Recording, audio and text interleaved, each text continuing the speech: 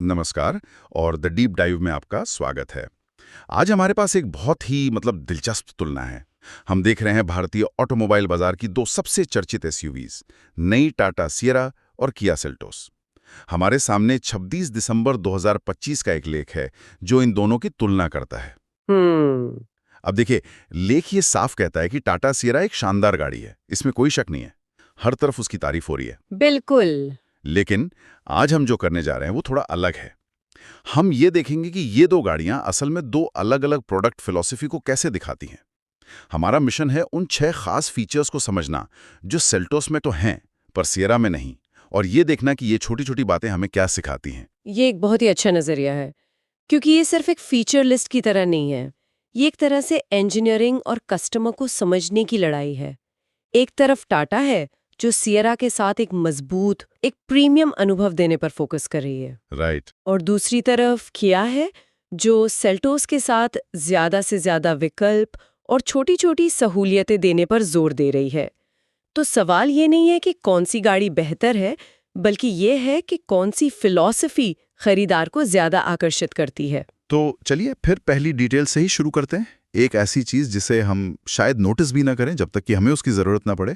Bonnet के नीचे लगे हाइड्रोलिक स्ट्रट्स। सेल्टोस ने हैं, सियरा में नहीं। पहली नजर में ये एक बहुत छोटी सी बात लगती है ना? हाँ, बिल्कुल छोटी सी बात लगती है। लेकिन जरा सोचिए, आप अपनी नई महंगी एसयूवी का बोनेट खोलते हैं और उसे टिकाने के लिए आपको एक लोहे की रॉड ढूंढनी पड़ती है। वो प्रीमियम फील थोड़ा कम हो जाता है। एग्जैक्टली, वो जो प्रीमियम अनुभव है वो थोड़ा कम हो जाता है। सेल्टोस में आप बस लैच खोलते हैं और बोनेट अपने आप स्मूथली ऊपर चला जाता है। ये सिर्फ सुविधा नहीं है, ये एक एहसास है। और लेख में ये भी बताया गया है कि पहली पीढ़ी के सेल्टोस में ये नहीं था। अच्छा। जिसका मतलब है कि किया ने फीडबैक सुना और इस छोटी सी डिटेल को जोड़ा। ये दिखाता है कि वो उपयोगकर्ता के अनुभव के हर पहलू पर ध्यान दे रही हैं।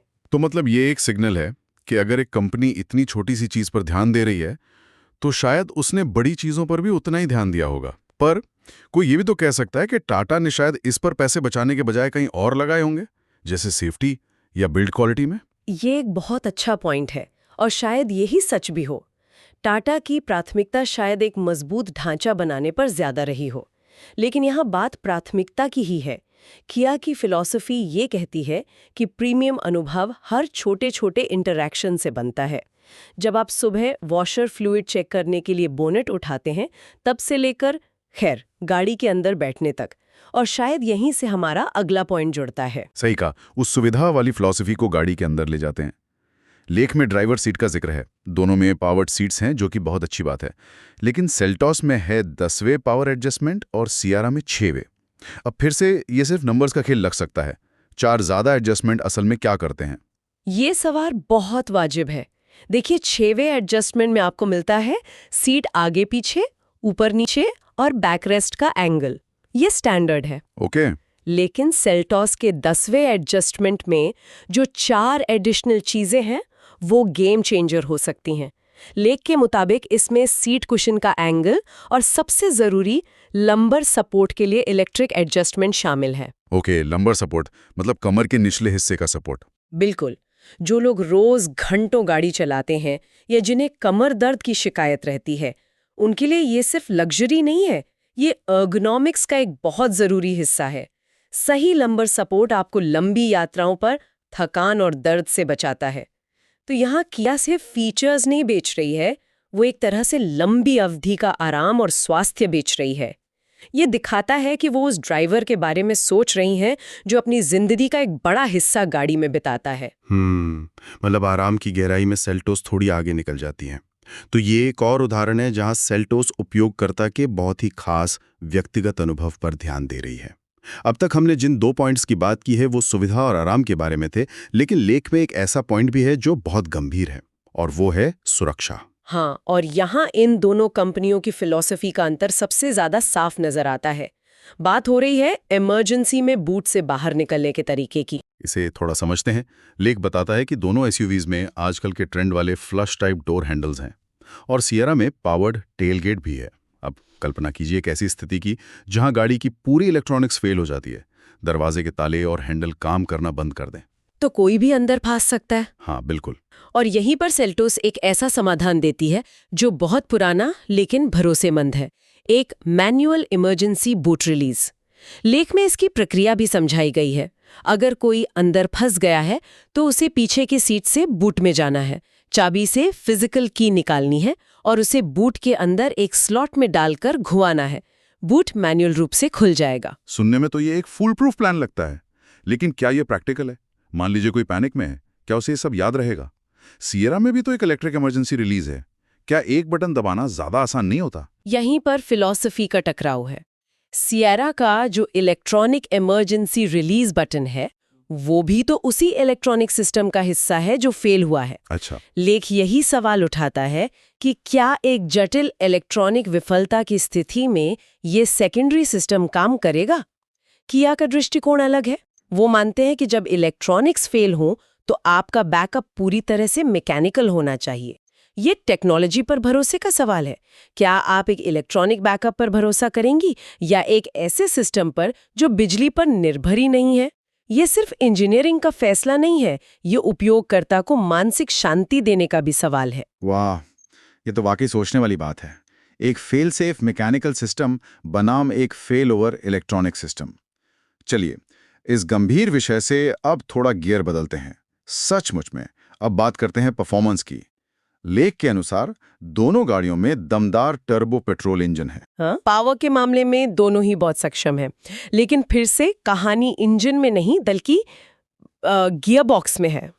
सेल्टोस अपने टर्बो पेट्रोल इंजन के साथ एक डीसीटी यानी ड्यूअल क्लच ट्रांसमिशन का विकल्प देती है। वहीं सिएरा में 6 स्पीड टॉर्क कन्वर्टर ऑटोमेटिक है। हम सब जानते हैं कि डीसीटीज बहुत तेज गियर शिफ्ट के लिए जाने जाते हैं, तो क्या इसका मतलब ये है कि किया यहाँ उन लोगों को टारगेट कर रही है जिन्हें ड्राइविंग में रोमांच पसंद है, और टाटा वो टॉर्क कन्वर्टर के साथ ज्यादा आरामदायक स्मूथ अनुभव देने की कोशिश कर रही है? बिल्कुल, आपने एकदम सही पकड़ा। ये फिर से ग्राहक को विकल्प देने की फिलॉसफी है। डीसीटी का अनुभव एक ऑटोमेटेड मैनुअल जैसा होता है। आपको हर गियर शिफ्ट महसूस होता है, वो तेज और आकर्षक होता है। एक जुड़ाव महसूस होता है गाड़ी से। हाँ, ये उन लोगों के लिए है जो गाड़ी से जुड़ाव महसूस करना चाहते हैं।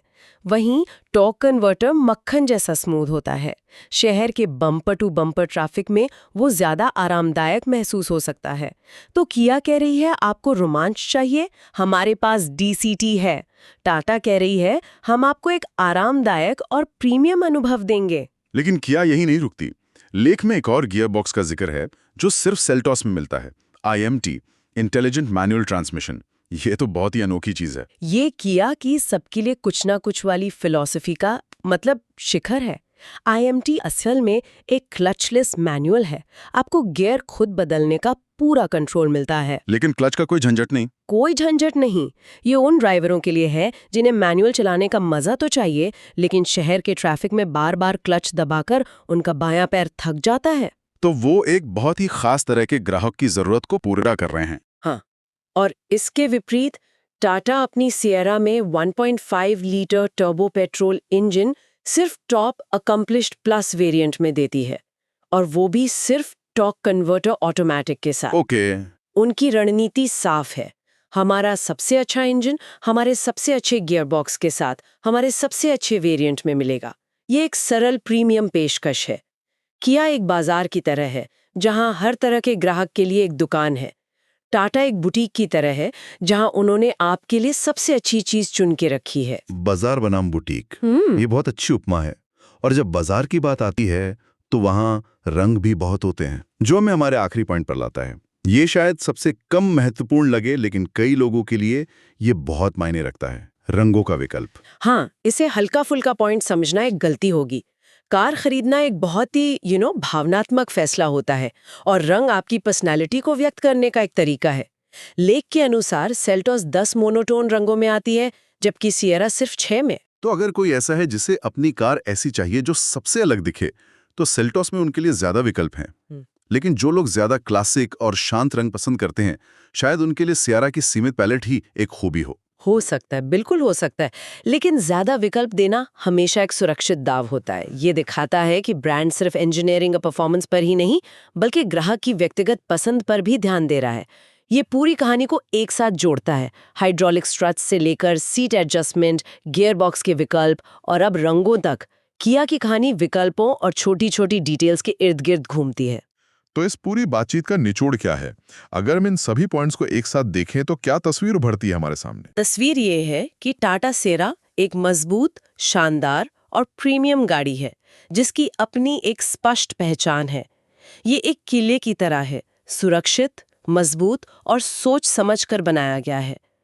लेकिन किया सेल्टोस एक जीवंत बाजार की तरह है, विकल्पों से भरपूर, हर छोटी बड़ी जरूरत का ध्यान रखने वाली और लगातार ग्राहक के फीडबैक पर खुद को बेहतर बनाने वाली।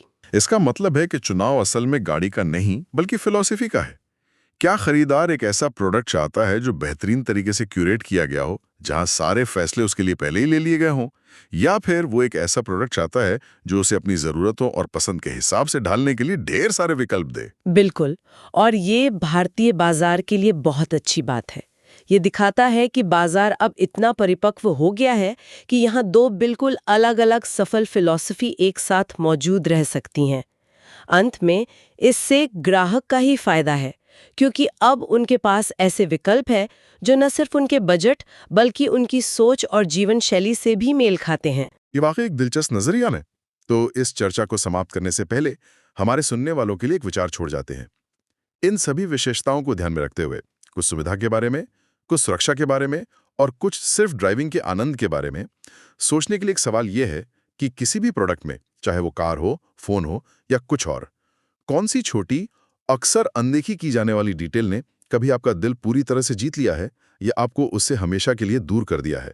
और ये इस बारे में क्या बताता है कि हम कागज पर लिखी स्पेसिफिकेशंस के अलावा असल में किस चीज को महत्व देते हैं।